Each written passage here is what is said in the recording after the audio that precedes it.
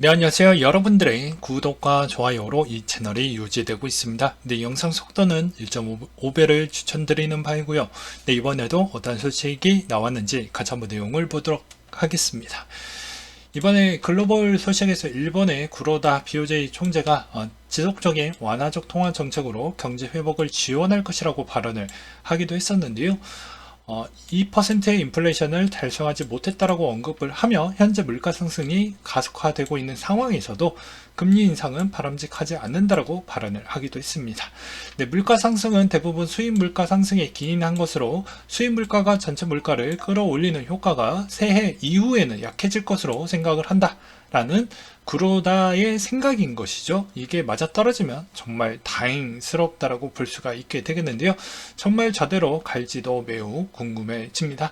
단순히 물가만 오르는 게 좋은 것이 아니라 기업 수익, 고용, 임금이 늘어나는 형태가 나와 주어야 되는데 이런 목표 추이를 달성할 수 있을지도 일단은 좀 더 지켜보겠다라는 이야기를 하기도 했었고요. 달러 인덱스 추이는 106.93을 기록을 했다고 합니다. 22의 긴축적 통화정책 강화 예고에도 불구하고 미 연준 위원들의 매파적인 발언과 최종 금리 상향 조정이 될 것이라는 전망된 점이 달러와 강세 요인으로 보여주었고요. 금 가격 추이는 1750달러 선으로 마감을 보여주었다고 하는데 금리 인상이 지속 시사적인 매파적 발언에 힘입어서 그 영향을 끼쳤다라는 것과 미 국채 금리 상승세가 시현된 점이 영향을 끼쳤다고 합니다. 네, 유가는 배럴당 80.08달러 선으로 마감을 보여주었다고 하는데요. 코로나 확진자 급증에 따른 영향성과 중국 정부의 방역 규제 강화가 이번 영향으로 인해서 유가에 좀 많은 영향을 끼쳤다라고 보는 게 맞을 것 같고요. 그 다음으로 가장 중요한 이슈라고 볼 수가 있었던 내용이 될 것 같은데요. FTX 대규모 해킹 사건으로 부정 유출된 암호화폐에 따른 물량이 생각보다 크다라고 합니다. 네, 보게 되면 추정 자금으로만 8천억 원 상당이고요. 이더로 개수를 보게 되면 22만 개 정도 된다라고 보시면 될 것 같습니다. 그래서 이 FTX 어카운트에서 보유하고 있는 물량은 세계 30위권에서 40위권에 해당되는 규모인데요. 이게 어그리게이터 1인치를 이용을 해서 이더에 렌 BTC로 브릿지를 했다라고 하는데요. 이게 왜 이런 형태를 했냐가 중요하겠죠. 그래서 이런 소식이 나오자마자 제가 커뮤니티에다가 곧바로 공유를 해드렸고요. 이게 체인 호핑이라고 합니다. 거래소에 탈취한 암호화폐를 다른 종류로 변환을 시켜서 자금 출처를 더욱더 어렵게 하는 수법이다. 기술이다. 이렇게 보시면 될 것 같습니다. 이런 수법을 이용을 해서 자금 세탁을 실시한 것으로 보여진다. 투자기업의 IBC 그룹의 CEO는 BTC를 더 분산화되고 자산이 동결될 가능성이 적으며 잠재적 세탁하기가 더 쉬워진다라고 지적을 했다라고 하네요. 그러니까 즉 다른 알트코인들은 약간의 이 시장에 있어서에 따른 영향성이 생각보다 좀 적잖아요. 근데 이게 비트코인 쪽으로 들어가게 되면 비트코인에 있는 디파이를 다 이렇게 옥죄게 되면 생각보다 이 시장의 파급력이나 영향성을 줄 수가 있으니 그거에 따른 순기능을 역으로 이용을 해서 해커들이 좀 똑똑했다라고 볼 수가 있게 되겠습니다. 그래서 그걸 제대로 노렸다. 그래서 지금 상황이 좀 영향을 좀 많이 끼쳤다라고 볼 수가 있겠고요. 그 다음으로 이제 11월 30일 날 파월 의장의 발언이 남아져 있는데요. 한국 시간으로 새벽 3시 30분에 나오게 됩니다. 뭐 거의 우리가 알고 있었던 내용을 제외하고 그 외적으로 추가적인 내용이 나올지를 좀 기대하면서 볼 필요성이 있을 것 같고요.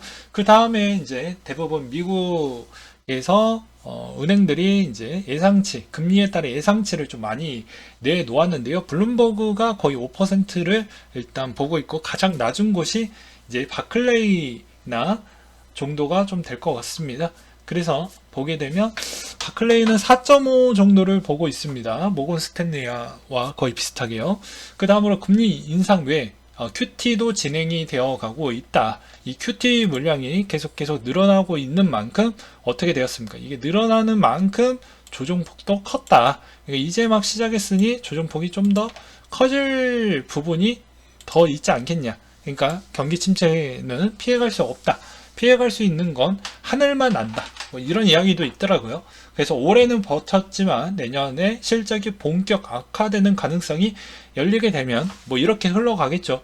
23년도 때부터 이제 기존의 실업자들이 이제 순리대로 계속해서 나오는 인원수가 많아지기 때문에 내년에 실업자 수가 급격하게 띄우고요. 그 다음에 자연 실업률이라고 해서 20대가 채용 공고가 안 나오니까 취업을 할 수가 있는 형태가 안 되잖아요. 그 물량까지 하고 그 다음에 생각보다 대기업이 좀 상당히 힘들면 거기에 있는 협력업체들 그리고 거기에 또 파트너십을 맺었던 업체들이 상당히 힘들겠죠.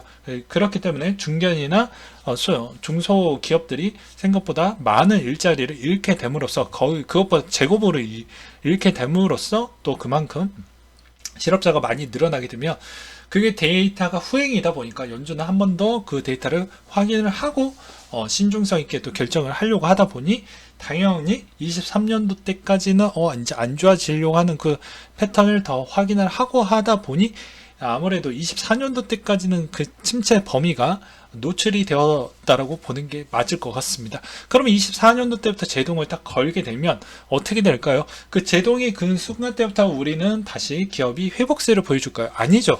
채용 공고를 냈다라고 해서 채용이 잘 되는 거 아니잖아요. 그만큼 또 내 입맛에 맞는 또 직원을 채용을 하기 위한 철저한 검증을 통해서 또 진행을 하기 때문에 시간이 생각보다 많이 걸리게 되어져 있습니다. 또 만족스럽지 않으면 또 안 뽑는 게 또 그렇잖아요. 그렇기 때문에 이게 한번 다시 회복세를 보여주고 여러 가지 정책이 나온다고 해도 이런 침체는 23년도에서 스타트를 끊어서 24년도 때까지 간다로 보는 게 맞을 것 같습니다. 그래서 이게 이제 또 다른 관점인데요. 이번에 미국의 연체 시즌이 꽤 많이 나오고 있다. 가계부채 증가율이 15년 내 최대치를 보여주고 있고 신용카드 사용도 플러스 15% 20년 최대치를 또 보여주고 있다고 합니다. 저축률, 저축 총액도 연 최저 수준, 그러니까 저축도 못하고 있다라고 볼 수가 있게 되는 것이죠. 그리고 소상공인 임대료 연체율도 한 달 만에 7%나 급증을 보여주고 있는 형태고요. 연체 전환율도 증가를 보여주고 있습니다. 즉 이 말의 의미는 이제 막 올라가고 있는 패턴을 보여주고 있기 때문에 내년 상반기 정도가 되면 자동차 대출, 신용카드, 주담대 대출도 상당히 갚지 못할 정도만큼 올라갈 수가 있다는 것이죠.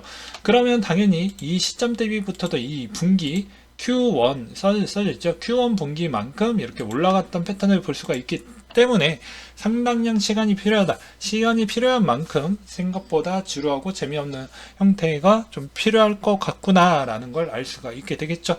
그래서 재정정책과 통화정책의 환상의 콜라보가 시안이 됐고 확장적 통화정책과 확장적 재정정책과 기준금리가 0에 플러스 양적 완화까지 그리고 플러스 보조금까지 또 주었죠. 이걸 다 커주다 보니까 지금 이런 사태가 왔다라고 또 슈카월드 형이 또 이야기를 하기도 했습니다. 그래서 지금이 이렇게 많은 돈이 풀렸기 때문에 지금 우리가 이런 물가에 어느 정도 영향을 끼쳤다라고 볼 수가 있게 되는 것이죠.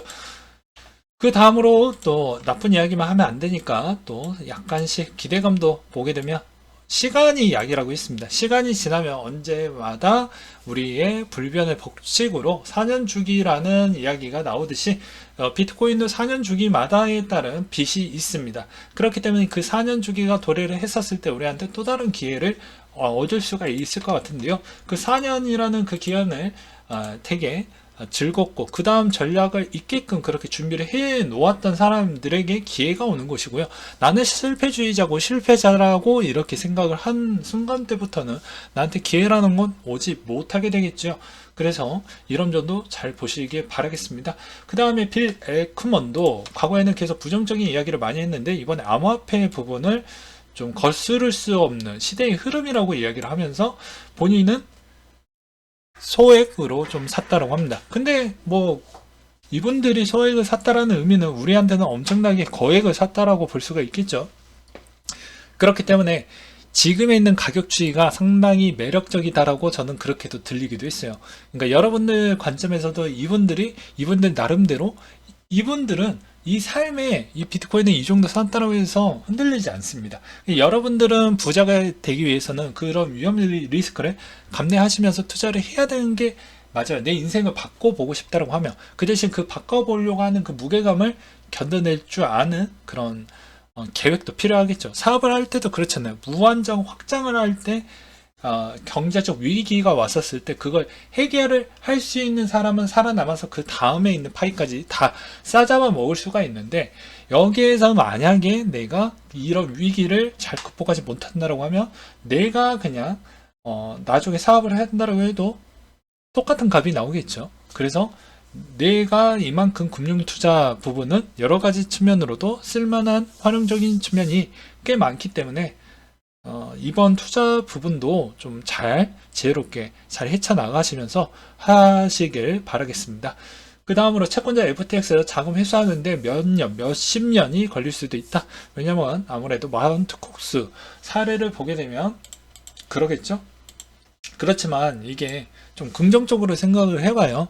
우리가 당장 쓸 돈이 이라고 하시는 분들도 계시겠지만, 그냥 긍정적으로 이 돈은 10년 동안 그냥 예금을 해놨던 예금 적치금이다 라고 보는 게 더 괜찮을 거예요.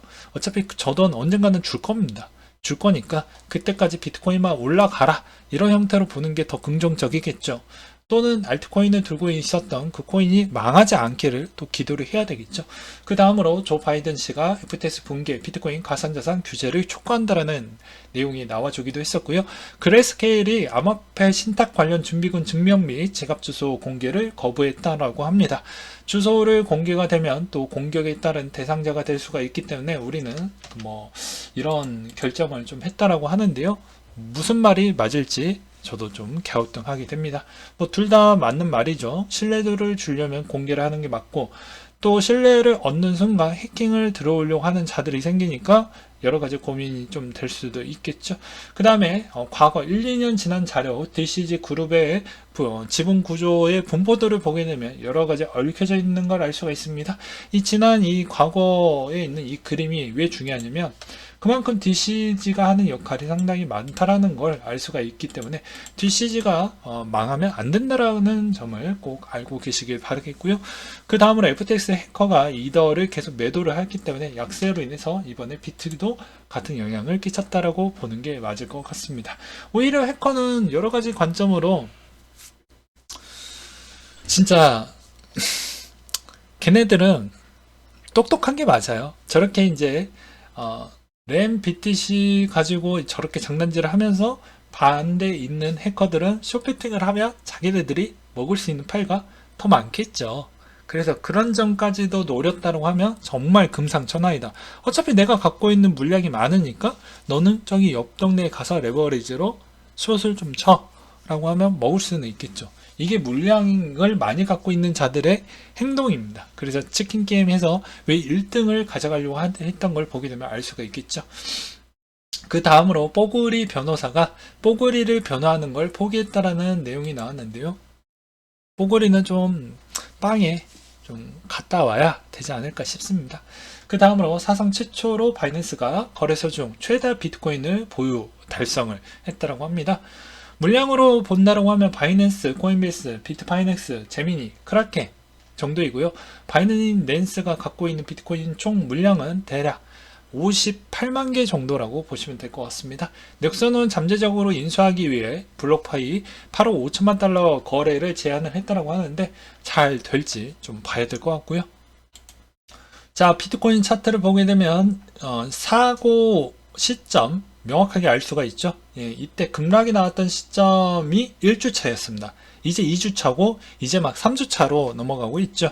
3주차까지만 잘 넘어가게 되면 4주차 때부터는 이제는 조금씩 긍정적인 이야기와 기술적 반등이 나올 수 있는 측면이 있기 때문에 3주차 때 특별한 이슈 강도, 이번에 CME 선물 만기 시점 잘 넘기고 이러면 크게 문제는 되진 않을 것으로 보여집니다. 아무튼 이번 사태도 잘 넘어가게 되길 계속 기도를 해야 되겠고, 저는 똑같습니다. 여러분들 이래나 저래나 저는 계속 모아서 계속 들고 갈 거예요. 그래서 이렇게 비아냥거리고 뭐 그딴 걸 하냐 이렇게 막 시선을 보내는 사람들은 그냥 자기 수준에서 놀라고 하고요. 우리는 우리 나름대로 이런 외길 인생, 재미없는 인생 이런 쪽에 베팅을 좀 잘해서 나중에 시간이 지난 뒤에 그 사람들을 잘 놀려주자고요. 예, 조용히 뒤에 가서 잘 놀려주는 그런 형태를 꿈을 꾸면서 보길 바라겠습니다. 단 조건은 계속 말씀을 드리지만 알트보다는 지금 비트도 매우 싸니까 비트를 적극적으로 이용을 해보자. 괜히 알트를 지금 시점에서 가는 건 안 된다 라고 다시 한번 말씀을 드리면서 이상으로 마치도록 하겠습니다.